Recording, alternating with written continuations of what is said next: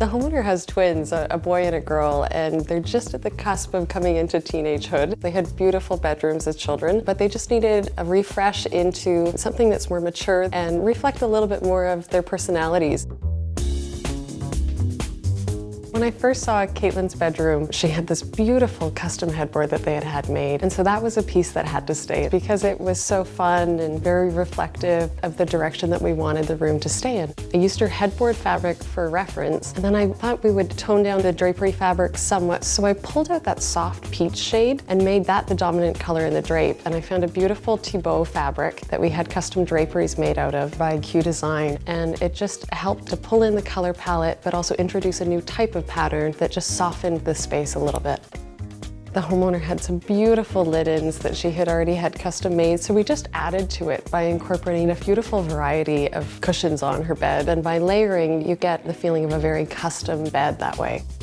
Rather than doing 2 nightstands, we thought we'd take away the chair that was in the corner previously and put a bookshelf instead, which is much more useful, and it fills in that corner by giving it some height. The chandelier was a lucky find. Previously, there was a very small chandelier, and so I thought, why not make that a feature of this space? It is quite large for a bedroom of that size, but because it's quite open and almost hollow with a lot of the strung beading, it has the illusion of still being very light. Even with the elegant drapery and the very beautiful chandelier, these are all pieces that she'll love for years to come and that can grow up with her. When I first saw Blake's bedroom, it was so cute. It was very green and had a lovely window treatment, but it was much more conducive to a younger boy. So we thought that we would give it a bigger refresh.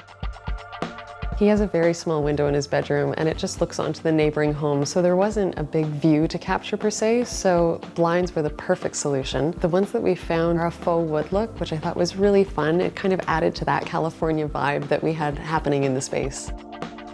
We had just enough room for a double bed, so we chose a beautiful upholstered headboard that's not unsimilar to the wall color, which helps to give the illusion of a larger corner. And then we layered it with lots of different patterns. We had some custom cushions made by Q Design. We used pattern sheets and a beautiful Hudson's Bay blanket. There wasn't any room for an upholstered piece in the space, so all of those layers on the bed really created that look.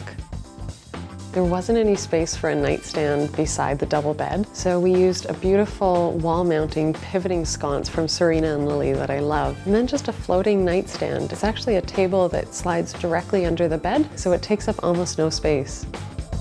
To keep with that rustic, sort of beachy vibe that we had happening in his bedroom, we chose a beautiful mango wood desk. We paired the desk with 2 floating wood shelves that coordinate very well with the wood and iron styling, and it makes it a fun space for display, but also very functional for him as he's studying. When working on rooms for kids and teenagers, it's a lot of fun because you have an opportunity to be a little bit more playful, and you're not just looking for a certain time period in their life either. You're thinking more into the future of them growing, what are their hobbies. It's a very specific way of designing, and I think it's a lot of fun to work with younger clients.